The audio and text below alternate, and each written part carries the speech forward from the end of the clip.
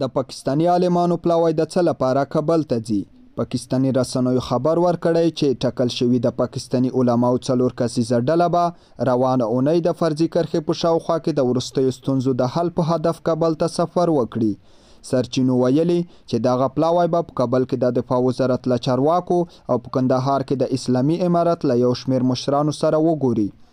یاد پلاوی په داسې حال کې کابل ته راځي چې 13 اونۍ د کندهار په سپین بولدک کې له پاکستان سره پر فرضي کرښه د افغان ځواکونو او پاکستاني ملیشو ترمنځ جګړې وشوې چې دواړو لورو ته پکې مرګ ژوبله واوښته. تر دې وړاندې د پاکستان د بهرنیو چارو وزارت د مرستیال خنا رباني قهر په مشرۍ هم یو پلاوی کابل ته راغلی و ترڅو د شته ستونزو د حل لپاره یوې پایلې ته ورسیږي. خو لیدل کېږي چې اوس هم په دې برخه کې څنګه چې لازمه ده پرمختګ نه دی شوی.